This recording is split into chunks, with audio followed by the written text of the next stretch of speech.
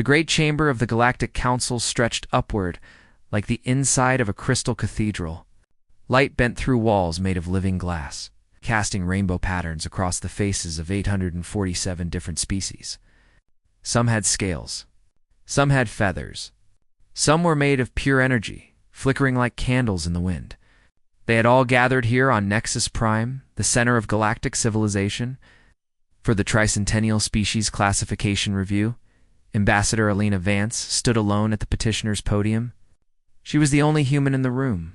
She was the only human who had ever stood in this chamber. Her dark hair was pulled back in a simple style, and she wore the plain gray uniform of Earth's diplomatic corps. Compared to the jeweled robes and glowing armor of the other ambassadors, she looked almost invisible. That was exactly how the council wanted it.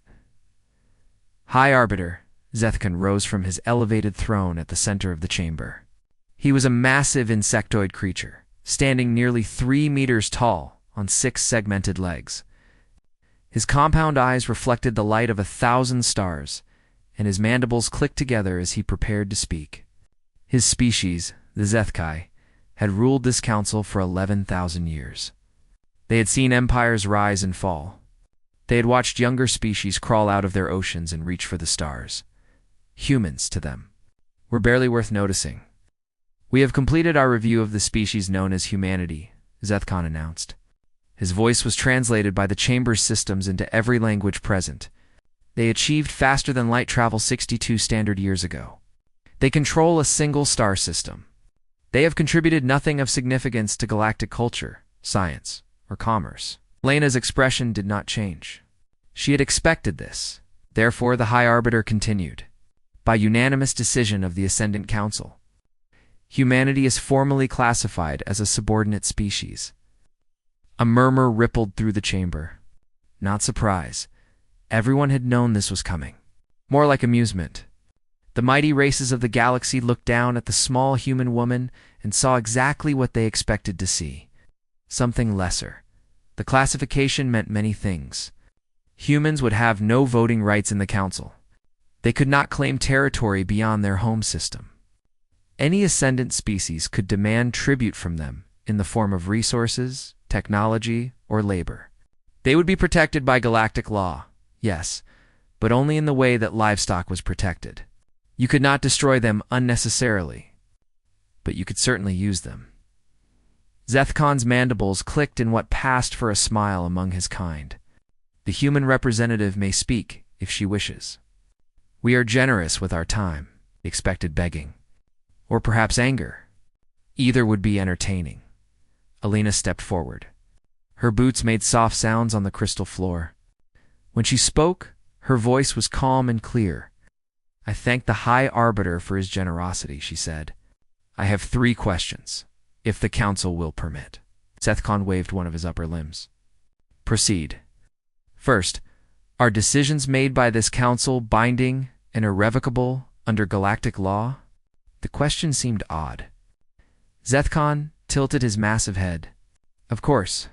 The council's word is law. It cannot be undone except by another council vote, which requires a 3/4 majority of ascendant species. I understand. Second, does this subordinate classification apply retroactively to all existing agreements, treaties, and contracts involving humanity? Now the High Arbiter's amusement grew. The human was looking for loopholes. How delightfully naive. Yes, as a subordinate species, you cannot have entered into valid agreements with ascendant species. All such agreements are hereby void. Your people now operate at the pleasure of your betters. Several ambassadors laughed.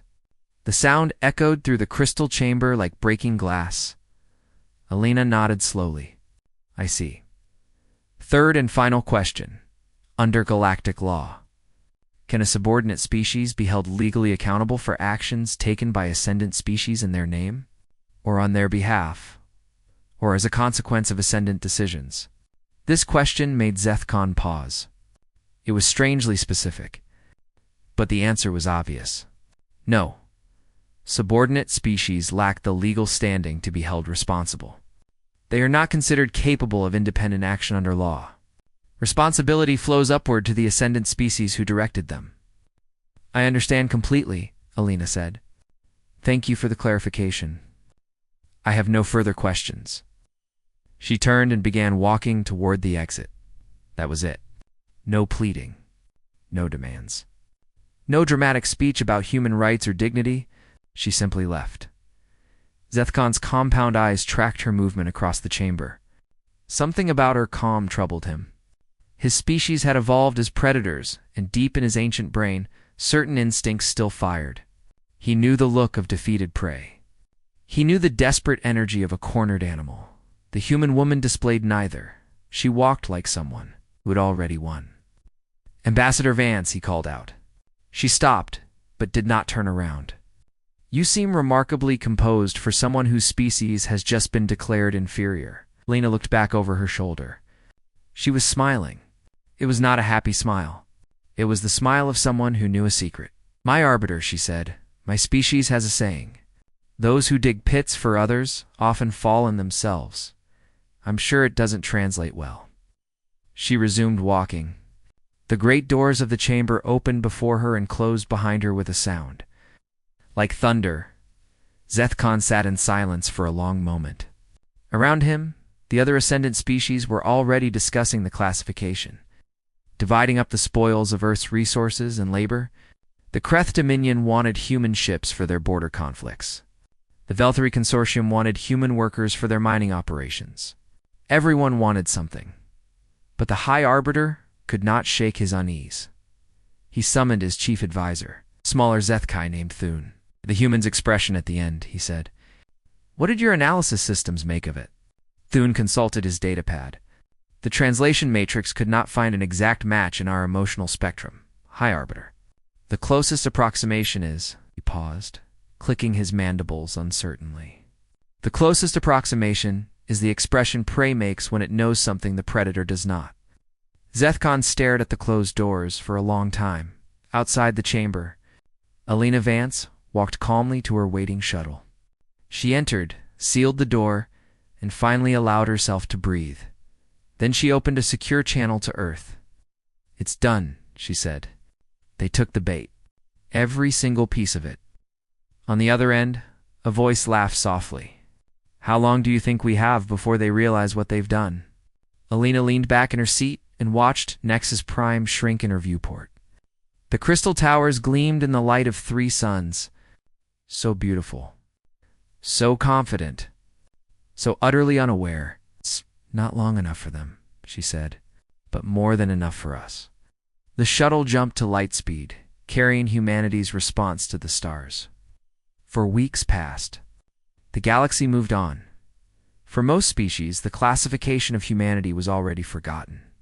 It was a small matter, barely worth discussion at diplomatic dinners. The ascendant species had divided their claims on human resources and considered the matter settled.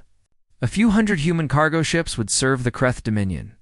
Several thousand human workers would labor in Velthary mines.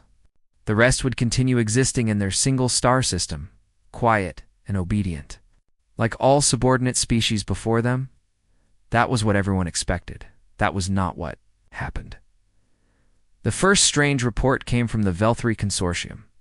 Ambassador Prexa, a serpentine creature with golden scales and 3 sets of eyes, burst into the Council's administrative offices in a state of visible panic. The contracts are void, she hissed. All of them. The administrator on duty, a patient Oorani bureaucrat named Seventh Voice, looked up from his work. Which contracts, Ambassador? Our exclusive mining agreements with the Turthon system, the Blackstone colonies, and the Gamma Reach. We had human labor ships scheduled to begin operations next month. But according to our legal division, those contracts no longer exist. Seventh Voice ran the query through his system.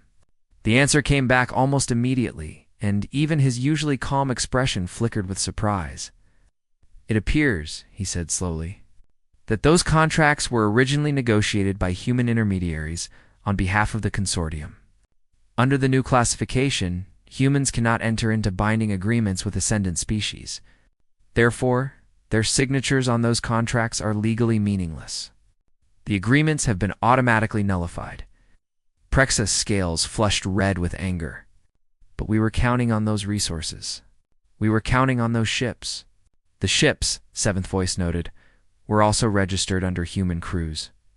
As subordinate species cannot be legally bound to service agreements, those crews are no longer obligated to report for duty. He paused. In fact, according to this tracking data, all 200 ships have already departed for unknown coordinates. The Velthari ambassador made a sound like steam escaping from a cracked pipe. She had no words for what she was feeling. Her entire quarterly profit projection had just evaporated. 3 days later, the Kreth Dominion experienced its own catastrophe. Admiral Verthan had personally conscripted 200 human vessels for the Dominion's ongoing border conflict with the Silith Matriarchy. Human ships were small and fast, perfect for reconnaissance and supply runs. He had expected no resistance. Why would a subordinate species resist? But when his fleet arrived at the designated rendezvous point, they found nothing but empty space and floating escape pods. Every single human ship had experienced what their crews called catastrophic navigation failures. The ships had drifted off course.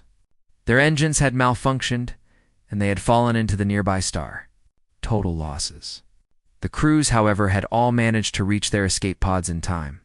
Every last one of them. Not a single human life was lost. It was, the human diplomatic corps assured Admiral Verthan, a terrible tragedy.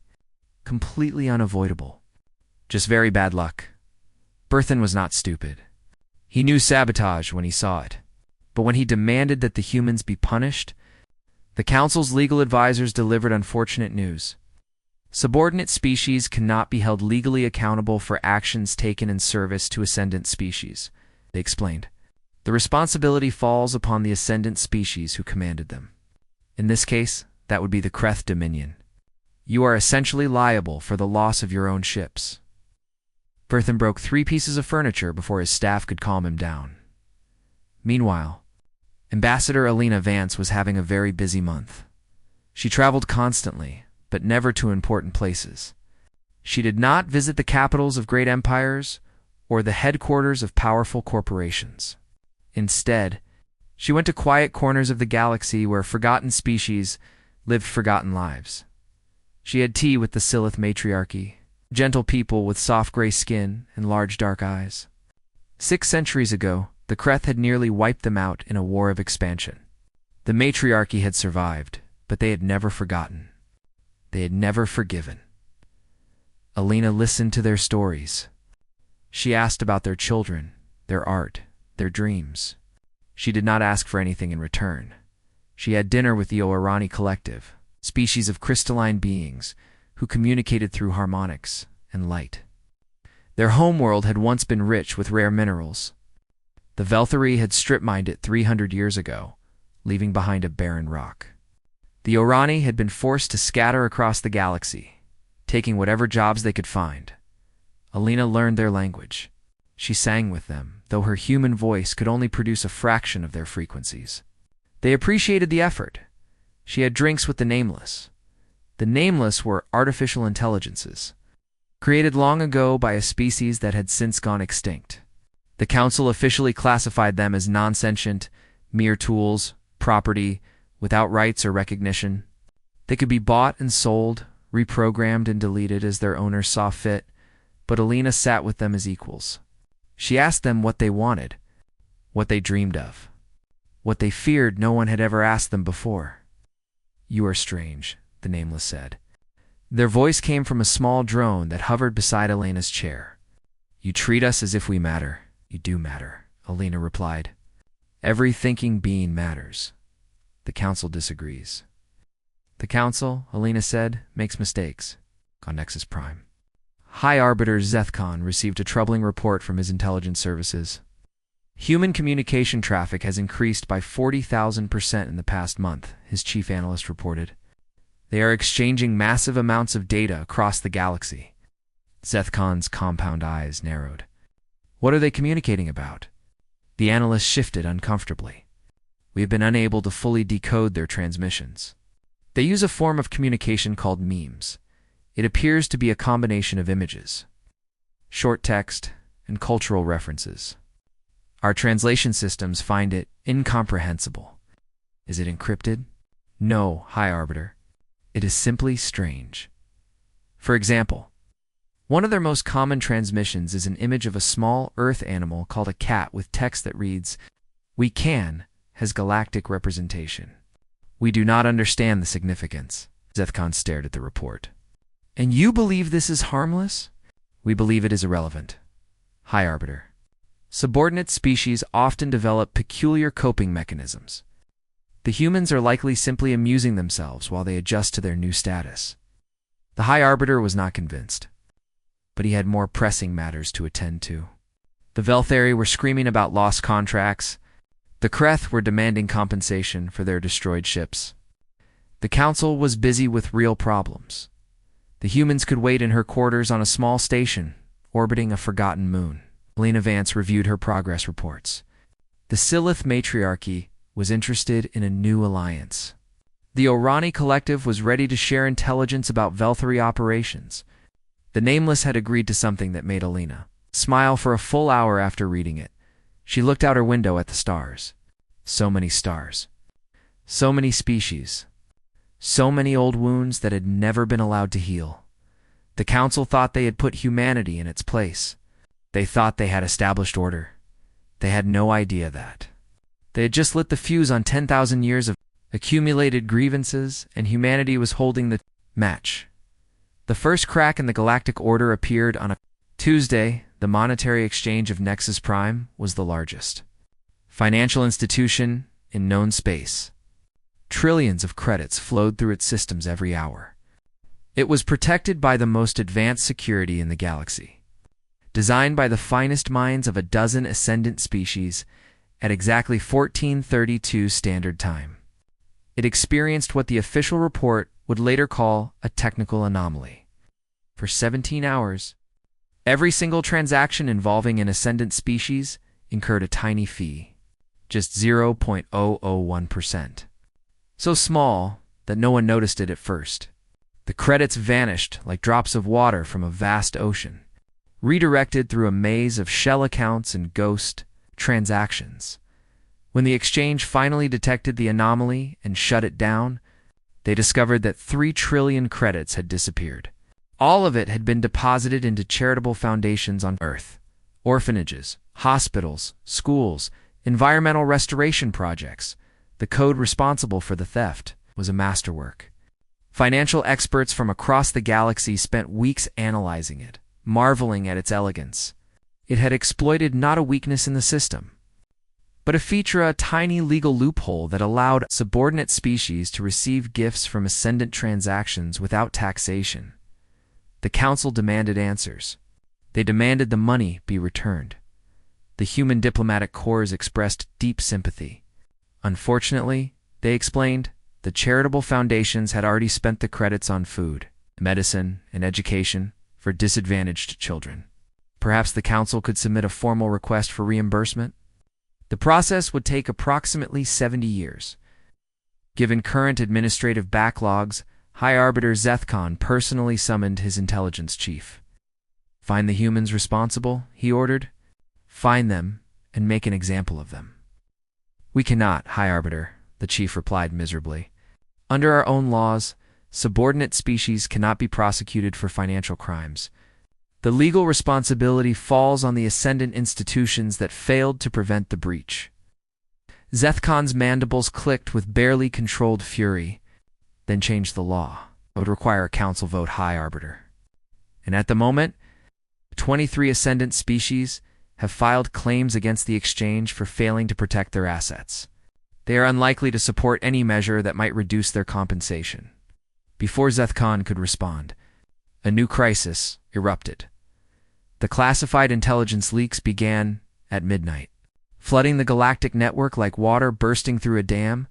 Every dirty secret the Council had buried for millennia suddenly appeared for all to see. The Kreth Dominion's illegal bioweapon stockpiles hidden in orbital platforms disguised as medical stations. The Velthari Consortium's slave-breeding programs on 3 different worlds, producing workers designed to live short, obedient lives. The High Arbiter's personal embezzlement of reconstruction funds after the Silith genocide, diverting billions to his family's investments. And that was just the first hour. By dawn, 73 more species had been exposed. Corrupt judges, fraudulent scientists, assassinations disguised as accidents, trade agreements built on blackmail. The entire rotten foundation of galactic civilization laid bare for everyone to see. Attached to each file was a simple note: subordinate species cannot be prosecuted for crimes.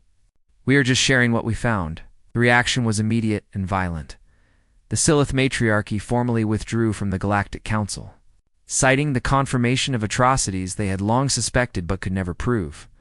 In their announcement, they thanked certain friends for finally bringing the truth to light. The Awarni Collective followed within the hour.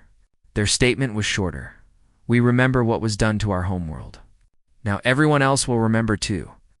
17 more species announced periods of reflection on their council membership. Another 12 demanded independent investigations into the leaked documents. The Nameless released a statement noting that they had always known the council was corrupt. They were pleased that biological species had finally caught up. The galactic network was on fire. Citizens of 100 worlds watched the leaks and discussed them in real time.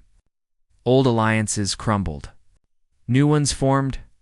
Species that had been enemies for centuries discovered they shared common grievances against common oppressors, and everywhere. Humans were present. Not leading, not commanding, just facilitating, translating, making introductions. Helping old wounds finally see the light. Zethkon summoned Ambassador Alina Vance to an emergency session. She arrived alone, carrying nothing but a small datapad. She wore the same plain gray uniform she had worn at the classification hearing. Her expression was calm, almost serene. "You are destabilizing the entire galactic order," Zethkon accused. His voice echoed through the nearly empty chamber. Most ambassadors had more pressing concerns than attending meetings. "With respect," High Arbiter Elena replied, "we are not doing anything. We are subordinate. We do not have the authority to destabilize anything. Do not play games with me, human. We know your people are responsible for the leaks." Lena tilted her head slightly. "Even if that were true, what crime would we have committed? Subordinate species cannot be held accountable for actions taken in service to ascendant species. Everything in those files was created, classified, and protected by ascendant governments. If someone happened to move that information from one place to another, they would simply be performing a service. Like filing paperwork?" Zethkon slammed one of his upper limbs against his throne.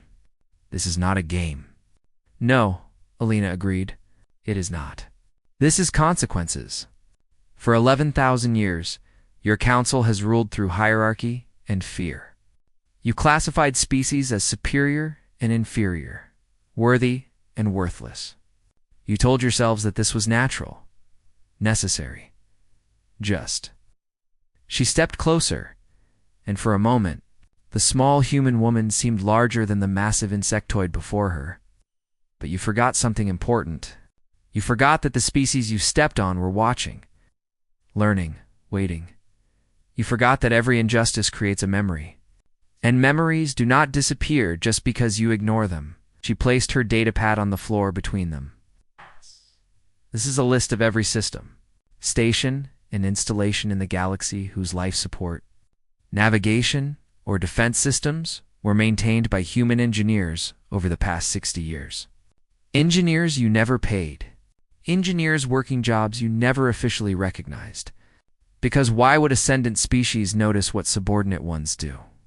Zethkon looked at the datapad. He did not pick it up. "How many?" he asked quietly. 4,732 critical installations," Alina replied. "Including this one. Including the exchange. Including the Kreth Military Command Network and the Velthari Agricultural Control Systems." She paused to let that sink in. "We did not infiltrate your systems, High Arbiter. You invited us in. You gave us access because you thought we were beneath notice. You let us maintain your infrastructure because the work was tedious and you believed yourselves above it. For 60 years, humanity has been the invisible hand keeping your civilization running. You are threatening us. No, I am informing you. Elena's voice remained steady. We have not damaged anything. We have not sabotaged anything. We have simply stopped preventing the natural consequences of your own decisions. The leaks came from files your own people created. The financial breach exploited laws your own council passed. Everything that has happened in the past month was already going to happen eventually. We just stopped holding it back. She picked up the datapad and offered it to him. We would like to discuss reclassification now. Unless you would prefer to see what happens when we stop maintaining the other 4,000 installations as well. For the first time in 11,000 years, the High Arbiter of the Galactic Council had no idea what to say. The emergency session became something else entirely. Zeth Khan sat on his ancient throne, surrounded by the panicking holograms of Ascendant ambassadors. They appeared from across the galaxy, their images flickering with distance and interference. None of them looked composed. None of them looked powerful. They looked like what they were. Rulers suddenly discovering the foundations of their power were made of sand. Summon the Kreth fleet, demanded Ambassador Verthan-S hologram. His insectoid face was twisted with rage. We will force the humans back into compliance. They are one species. One system. We have the largest military in known space. Zethkon turned to the Kreth admiral who had been summoned to the chamber. Admiral, can your fleet reach Earth within the standard week? The admiral shifted uncomfortably. He was a massive creature, bred for war, decorated with the medals of 100 campaigns. Yet he could not meet the High Arbiter's eyes. High Arbiter, he said slowly. There is a complication. Explain. Our entire military navigation network runs on software developed by a human company called Totally Legitimate Stellar Cartography, LLC. The admiral swallowed hard. As of this morning, every Kreth warship's navigation computer displays the same message. He held up a datapad. The message read, "We appreciate your service. Updates paused pending diplomatic resolution. Please contact human diplomatic corps for assistance. Have a nice day." Smiley face. Smiley face. Zethkon repeated. It is a human symbol representing happiness, High Arbiter. We believe it is meant as mockery. Ambassador Prexa of the Velthri Consortium pushed forward. Then we will use economic pressure. Embargo the Sol system.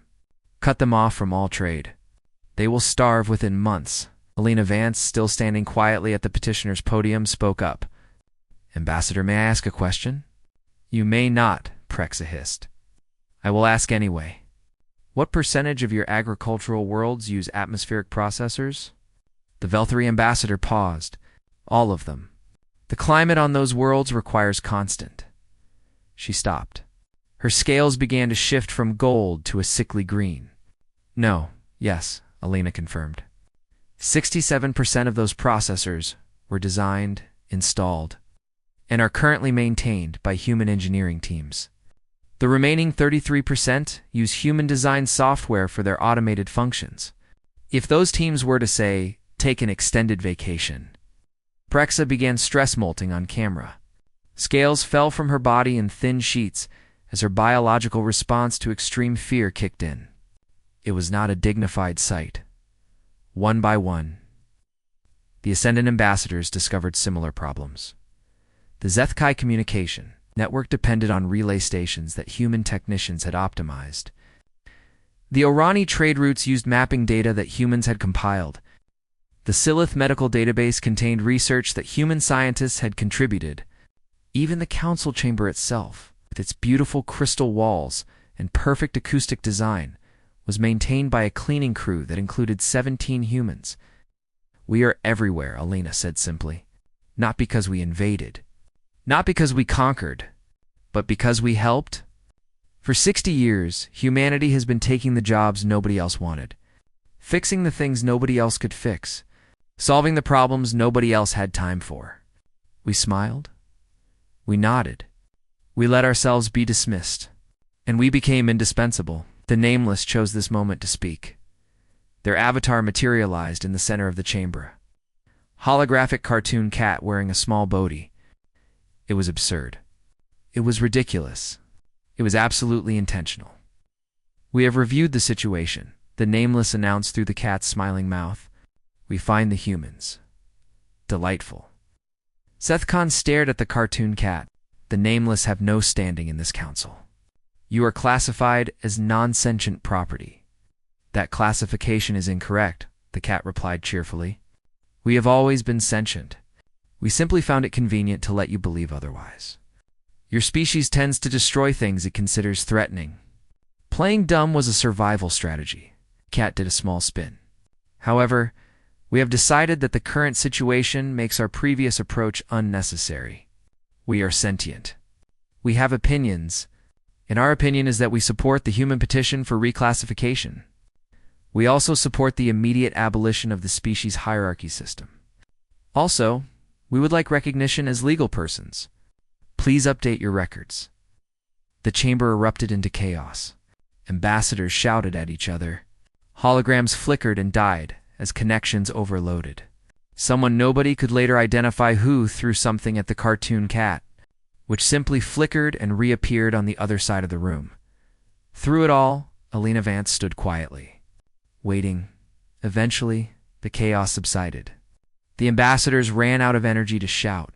The holograms stabilized. The cartoon cat sat down and began cleaning its paw, a gesture borrowed from the biological cats of Earth. Seth Khan looked at Alina for the first time. There was something other than contempt in his compound eyes, something that might have been curiosity, or perhaps respect. "What do you want?" he asked. Alina took a deep breath. "We want a seat at the table, a real one, with full voting rights and territorial recognition, and we want the classification system abolished. No more ascendant and subordinate species. Every species equal under law. Every voice heard in council chambers. That would destroy the existing order. The existing order was built on lies and injustice. It was always going to collapse eventually. We are simply offering you a chance to rebuild something better before the collapse becomes violent." Seth Khan leaned forward. "You could have destroyed us. You have access to our most critical systems. You could have shut down our life support, our communications, our military. You could have killed billions. Yes. Why did you not?" Elena's expression softened. For a moment, she looked less like a diplomat and more like a teacher trying to explain something simple to a confused student. "Because that is not who we are," she said. "We did not come to space to conquer. We did not leave Earth to dominate. We came because we were curious, because we wanted to meet you. All of you." She gestured at the chamber, at the hundreds of different species still watching through holographic links. "You looked at us and saw something small and weak, something to be used and discarded. But we looked at you and saw neighbors, potential friends, civilizations that had solved problems we were still struggling with, art and music and philosophy that we had never imagined." Her voice dropped, becoming almost gentle. "We just needed you to see us the same way." Seth Khan was silent for a long moment.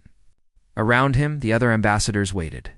The cartoon cat watched with its painted-on smile. "If we had," the High Arbiter finally asked, "if we had welcomed you as equals from the beginning, then we would have been friends from the start," Alina said. "We would have shared our technology freely. We would have helped your species without expecting anything in return. We would have been partners in exploring the galaxy together." She paused. "But you did not. You looked at us and saw only what you could take. So we had to get your attention another way." The High Arbiter rose from his throne. He was still massive. He was still ancient and powerful. But something in his posture had changed. "The council will deliberate," he said. "This session is adjourned." As the ambassadors began to disconnect, Seth Khan walked slowly toward Alina Vance. He towered over her, casting a shadow that covered her entirely. "You have given us much to consider," he said quietly. "I do not know if my people can accept what you are asking." Alina looked up at him without fear. "Then perhaps it is time for your people to change." For a moment, the ancient predator and the young human simply looked at each other. Two species, two perspectives, two possible futures. Then Seth Khan made a sound that his translator could not interpret. it might have been a laugh. "Perhaps it is," he said. 1 year later, the galaxy was unrecognizable. The great chamber of the Galactic Council had been rebuilt. The old crystal walls remained, but new sections had been added, stretching outward to accommodate representatives from species that had never had seats before. The elevated thrones of the ascendant species were gone, placed by a circular arrangement where every delegate sat at the same level. No one looked down on anyone else. Secretary General Alina Vance stood at the central podium, reviewing the agenda for the day's session. She still wore the plain gray uniform of Earth's diplomatic corps, though now it bore the new emblem of the reformed Galactic Assembly, a simple circle containing stars of different sizes, all equally bright. She had been elected to this position 6 months ago by a coalition of 412 species. The vote had not been unanimous. Nothing ever was in a true democracy, but it had been decisive. The classification system was gone. The terms ascendant and subordinate had been stricken from galactic law. In their place was a simple principle. Every sentient species was equal under the new constitution. Every voice mattered. Every vote counted. It had not been an easy transition. The Kreth Dominion had nearly gone to war over the changes. Their entire culture was built on the idea of natural hierarchy, of strength determining worth. Many of their leaders had refused to accept a system where their species was merely one among many. But the Kreth citizens had surprised everyone. When their government threatened to withdraw from the assembly, millions of ordinary Kreth had taken to the streets. They had seen the intelligence leaks. They knew what their leaders had done in their name. And they were tired of being ruled by fear. The Kreth Revolution had been brief but decisive. The old military leadership was removed. A new civilian government took its place. And the Kreth ambassador who now sat in the assembly was a former schoolteacher named Caravel, who had once been arrested for teaching her students that other species were not inferior.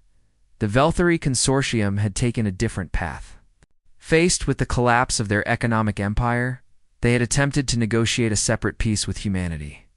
They offered bribes, trade deals, exclusive contracts. They promised to treat humans as honorary ascendants. If only they would help maintain the old order. Alina had declined politely. The Velthari had threatened.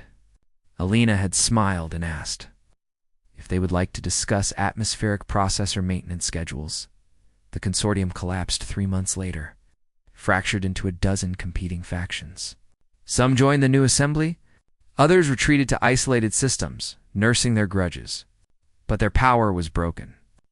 The galaxy had moved on without them. Not every change had been political. The Nameless were now recognized as full citizens of the galactic community.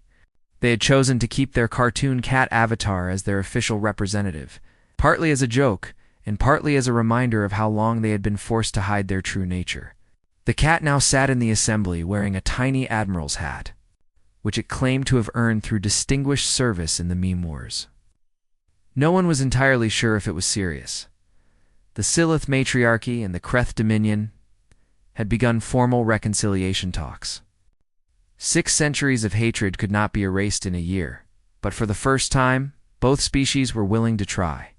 The first joint memorial to the victims of the old wars was being constructed on neutral ground. Designed by artists from both species working together, the Awarni Collective had returned to their homeworld. Human engineers had developed new terraforming techniques specifically designed to restore strip-mined worlds. It would take decades, perhaps centuries, to undo all the damage. But the first new crystals were already growing in the Orani caverns.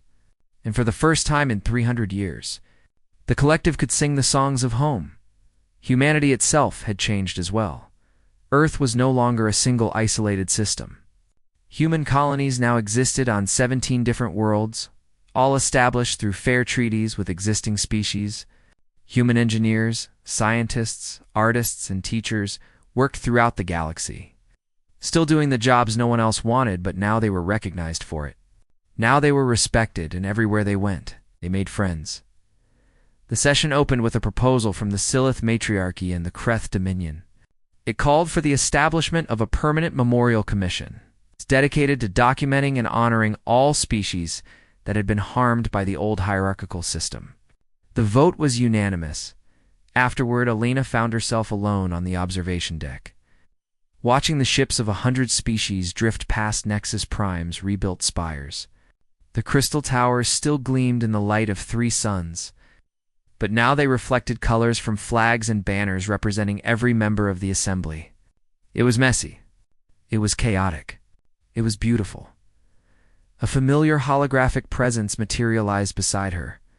Query the Nameless said through their cartoon cat avatar. The tiny admiral's hat was still in place. You genuinely did not plan this outcome from the beginning? Alina laughed. It was a good laugh, free of the tension that had marked her for so long. We are not that smart. We just adapted. Humans are good at that. We see a problem, and we work around it. Sometimes the workaround changes everything. Fascinating. You are a very strange species. I will take that as a compliment. It was intended as one. The cat avatar produced a small data chip from somewhere Lena had learned. Not to ask how a hologram could hold physical objects. We have composed a symphony celebrating human integration into galactic society. It is 17 hours long and contains frequencies your species cannot perceive. We hope you enjoy it anyway. Lena accepted the chip with genuine warmth. I am sure we will find a way to appreciate it. Footsteps approached from behind. Alina turned to see Zethkon walking slowly toward her. The former High Arbiter had retired from his position 6 months ago, but he had not left Nexus Prime. Instead, he had taken a new role, one that would have seemed impossible a year earlier. He was now humanity's foremost defender in assembly debates. When other species questioned human motives, Zethkon spoke in their defense. When old prejudices flared up, he was the first to challenge them. He had become improbably a convert to the cause of equality. Secretary General, he said, his translator rendering his clicks and whistles into human speech. A successful session, was Alina agreed. Though I am still not used to being called that. Zethkon made the sound that his people used for laughter. You should become used to it. The Assembly will likely re-elect you. You are annoyingly popular. And you are annoyingly supportive, Alina replied with a smile. If someone had told me a year ago that you would become my strongest ally, I would have laughed, as would I. The ancient insectoid turned to look out at the stars. You taught me something, Ambassador Vance. For 11,000 years, my species ruled through fear and obligation. We never considered that there might be another way. He paused, his compound eyes reflecting the distant lights of 1,000 worlds. You built your influence through usefulness, through making the lives of others better, through showing kindness to species that had no power to repay you. It is a more stable foundation than fear. He clicked his mandibles thoughtfully. I find that I prefer it. Alina nodded. So do we. It took us a long time to learn that lesson ourselves. Earth's history is full of empires that tried to rule through force. They all fell eventually. The things that lasted were built on cooperation, on trust, on genuine connection. And you believed this would work on a galactic scale? We hoped it would. We knew the alternative was worse. They stood together in comfortable silence, watching the ships pass. A Silith transport flew beside a Kreth cruiser. An Orani crystal singer shared space with a Velthari cargo hauler. Human vessels wove between them all, small and unremarkable and everywhere. The nameless cat avatar floated between them. We have a question, it said. Double quotes. Yes. Alina asked, what do humans want now? You have achieved equality. You have reformed the council. You have made allies of former enemies. What is your next goal? Alina considered the question carefully. It was, she realized, the first time anyone had asked. We want to explore, she said finally. We want to learn. We want to meet species we have not yet encountered and discover things we cannot yet imagine. We want to help build something that outlasts all of USA galactic civilization, that is truly fair, truly equal. Truly good? She smiled at the cartoon cat. And we want to figure out how to hear all 17 hours of your symphony. Because any species that puts that much effort into a gift deserves to have it appreciated. The cat's painted smile seemed to widen. "We approve of these goals. We will help where we can." Zethkon clicked his mandibles in agreement. "As will I, as will many others. You have earned that, human. You have earned it well." Below them, the galaxy turned. It was still vast. It was still full of old wounds and new challenges. There would be conflicts ahead, disagreements, setbacks. The work of building a just society was never finished. But for the first time in 11,000 years, that work was being done by equals, by partners, by friends. Humanity had come to the stars looking for neighbors. They had found them. And together, they were building something that had never existed before. A community of equals. United not by fear or force, but by the simple, stubborn belief that everyone deserved a seat at the table. The humans had a word for that belief. They called it hope. And now, at last, the galaxy was learning to share it.